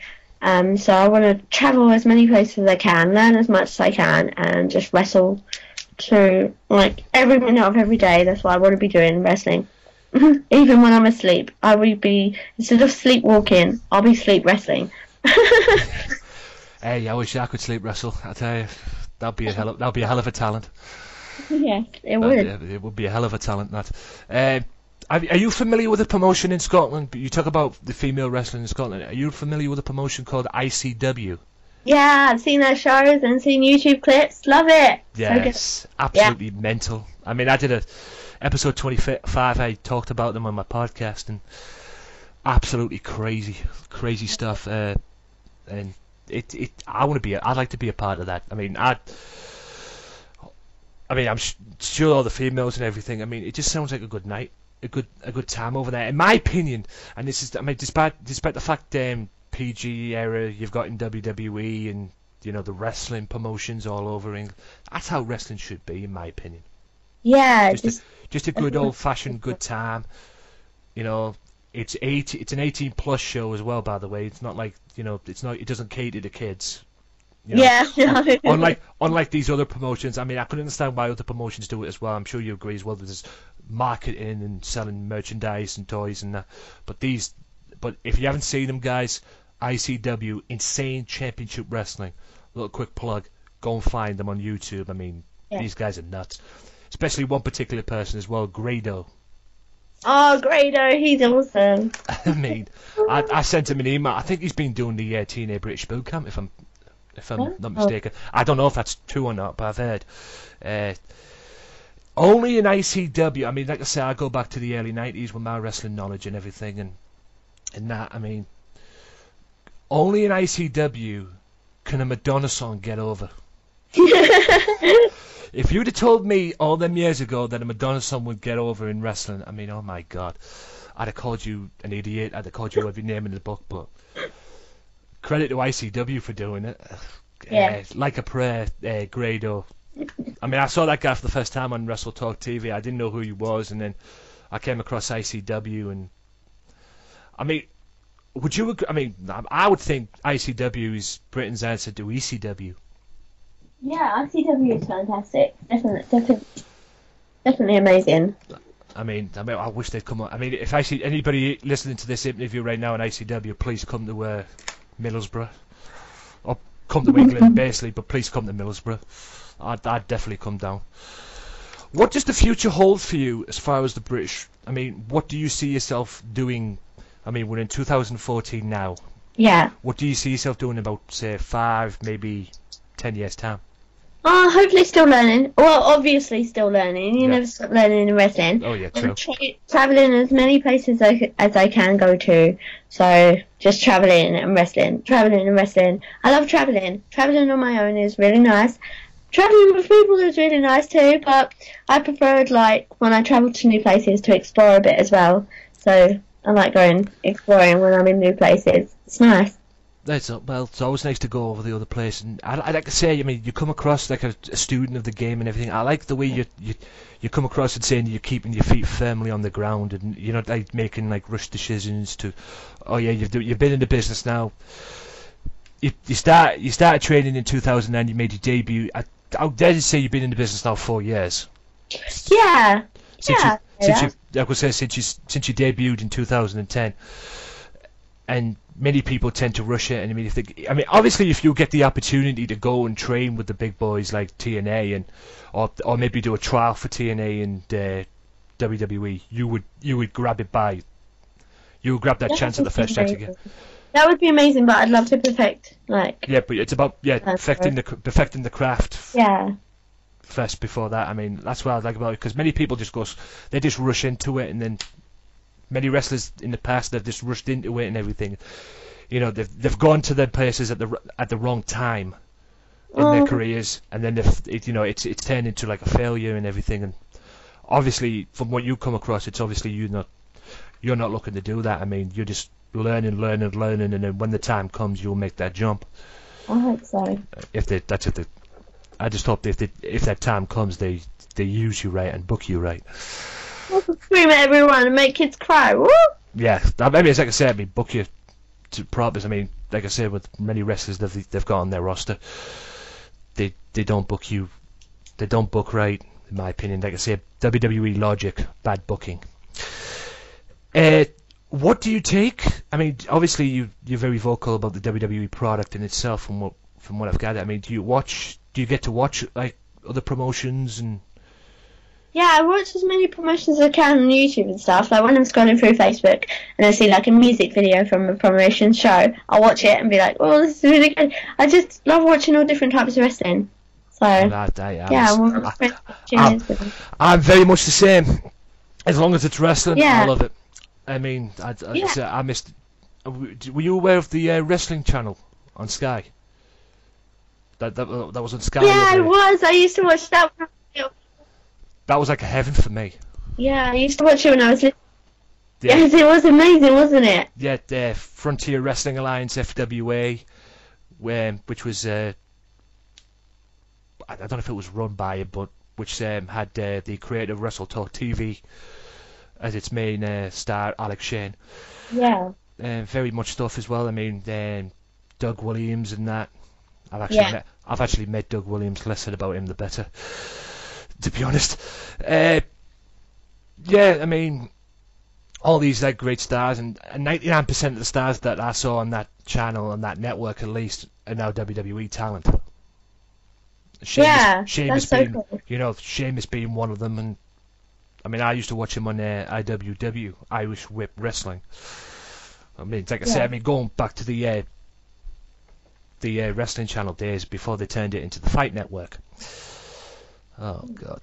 I mean, like I said, the downfall of that network was them losing TNA, because that's when I first got into TNA. Oh. Through that network as well, and many other promotions as well, which is a very shame. But yeah, I just missed that network very much, and they should bring it back. They did. They should. I mean, like I said, I mean, when that first aired on TV, I was like heaven. It was like heaven for me as a as a wrestling fan. And I'm sure it was heaven for you as well when you came across it and you found out it was coming. Yeah. On. I mean, blooming heck. I mean, I missed that channel very much. I mean, it's a shame it's not around now. I mean, I'm sure you'd love to appear on that channel. As a oh yes, that'd be awesome. Yeah, as the female. Have you ever wrestled in Ireland? No, I haven't. I want to. I've wrestled in Wales, so that's quite. Oh, for what promotion in Wales? It was CCW. It was Cornwall County Wrestling. I wrestled Nadia Sapphire. Oh right, yes, CCW. Yeah. Wow. Yeah, and I won. So. Oh, you won. Oh. I did, but I want another guy at Nadia because she was a good challenge. I want to face her again. Yes. See what I can expect from her this time, because she probably like knows my tactics now. So I'm gonna have to recheck them for next time I face her, and then give her a good. See what she brings. Obviously, she gives you a good competitive match. She did. Now I'm gonna put you on the spot here. Okay. I'm gonna put you on the spot. John Ritchie, Charlie Rage, and Tom Chamberlain, your trainers. Yeah. You wrestle. You trained at the Dropkicks, like we mentioned. The Dropkicks Wrestling Academy in 2009 with John Ritchie, and then you moved to the WrestleForce Academy to train with Charlie Rage and Tom Chamberlain. Yeah. If you had to pick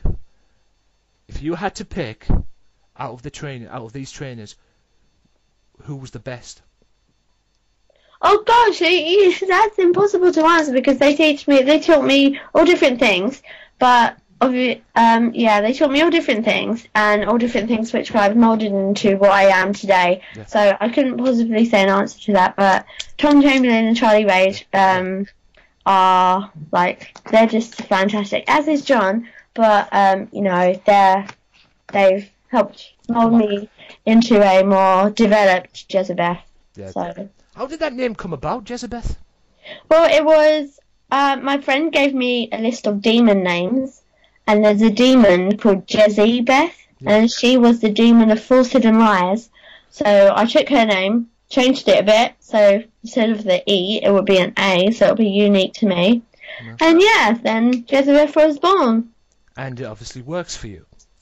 Yes, it does. Which is a very good thing as well.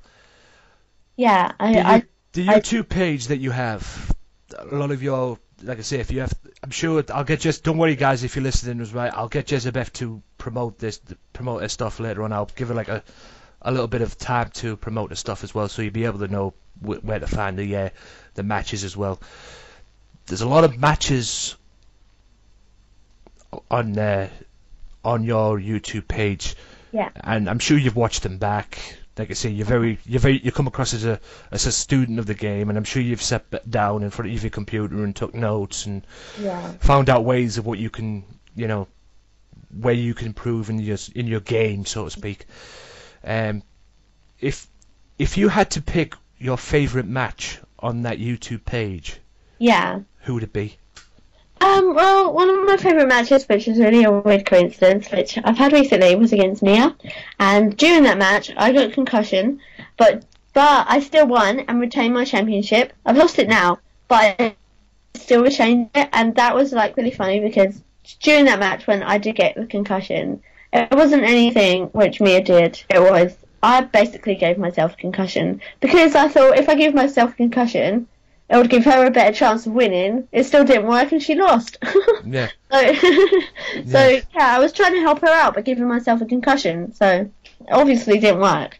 So I got my first ride in the back of an ambulance that day, and that was quite fun. So I had a good time. Yeah. Could I also as well? I mean, this is for any wrestling fans out there, because I get. I mean, being a wrestling fan, I get wrestling coming. Oh, wrestling's fake. Wrestling's this. Wrestling's that. And trust me, if I had £1 for every time I heard that, I'd be a billionaire right now. Seriously, I mean, I've had that all my life. But people don't, people don't understand what it's like as a wrestler until they've actually been in the ring. Mm-hmm. I've had the fortunate and opportunity to be in a wrestling ring, so I kind of know what wrestlers like yourself are going through. What's it like to get a concussion? Well, I couldn't hear or see for anything for 10 seconds, and obviously I thought, this isn't right, obviously, but I'm performing, and if I stop, I'd be making myself. I'd really be upset with myself if I stopped, and if I stopped fighting, because if I stopped fighting, I'd think I'm weak, I'm stupid, I'm a foul, and everyone's paid to watch me perform, and I'd hate for them to go home thinking she wasn't very good. So I wanted to continue it, and I still won, and I got a chance to call people names still after the match, and then later on in the evening I woke up and I was being attended to by paramedics. I was like, oh hey, how you doing? Where'd you come from? Obviously, I mean, were you aware of your surroundings?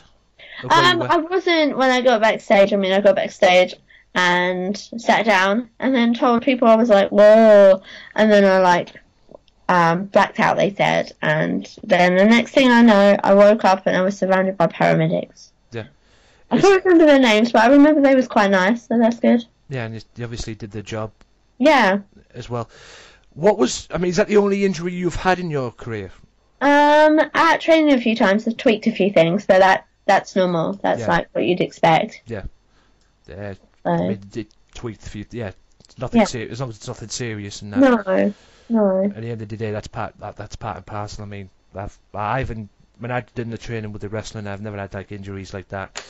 Or anything. But I've always I've seen people get injured and everything, and it kind of brings it into perspective and everything, because this is what people don't understand, is you're putting your bodies on the line, night in. Well, can you say night in, night out? I mean, it's not WWE you're wrestling at, for Pete's sake.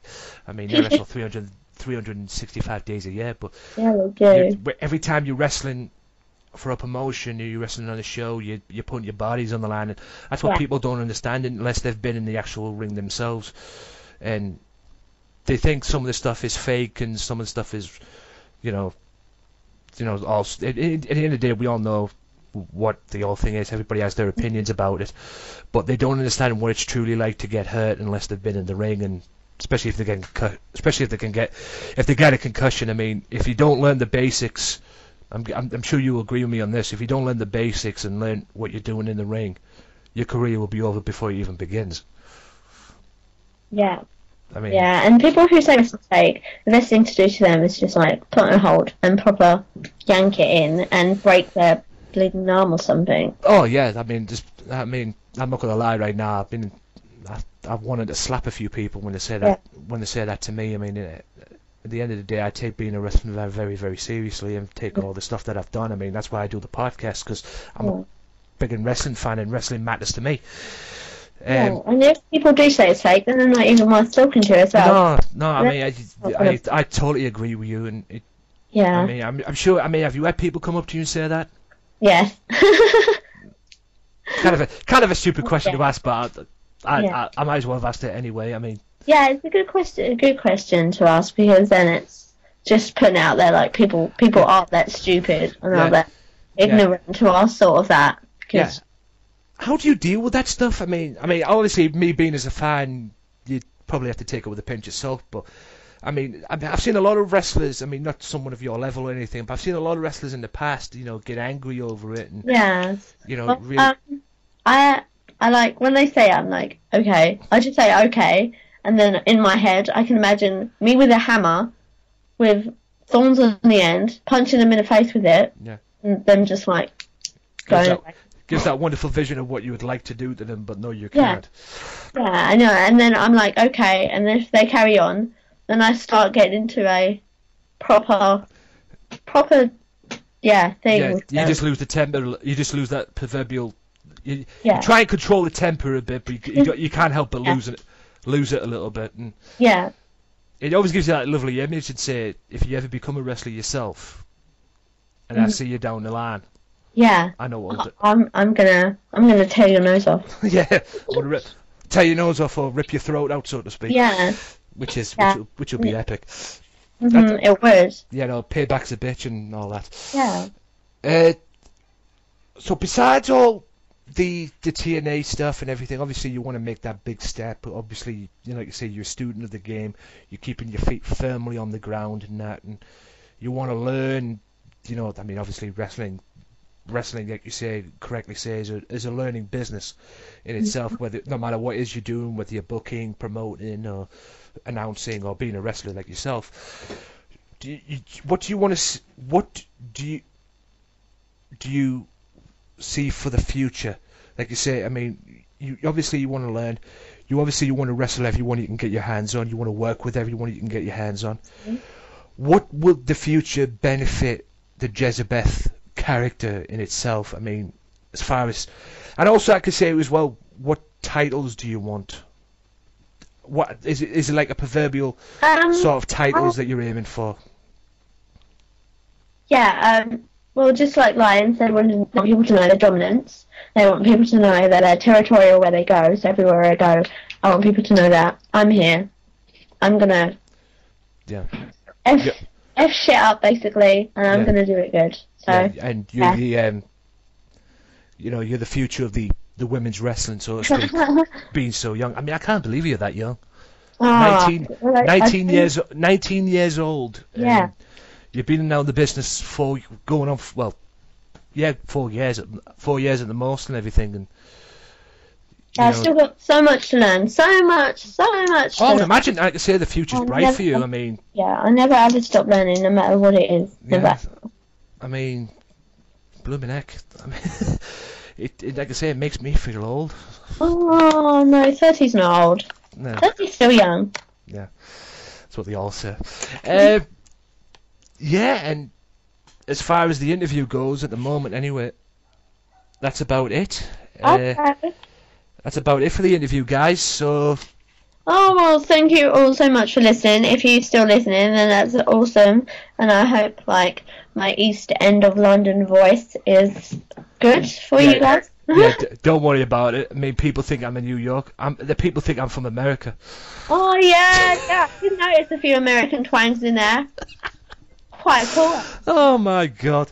I don't know if it's the fact that like I say, I'm a wrestling fan going back to the day. I mean, we all have our imagines and everything, and what we wanted to be when we grew up, and and we performing in front of American twang in there because it's good. American accent is very good. Wow, I think that's a compliment. But in any event, guys, that's about it for this interview and everything, and hopefully we can talk again, and hopefully I'll get you back on the show in the future again. I hope I didn't talk too much. No. I mean, like I say, I'm not complaining. I mean, if I came across talking too much and everything, no, of course not. No, it was a very good interview. Oh, yeah, I really enjoyed myself.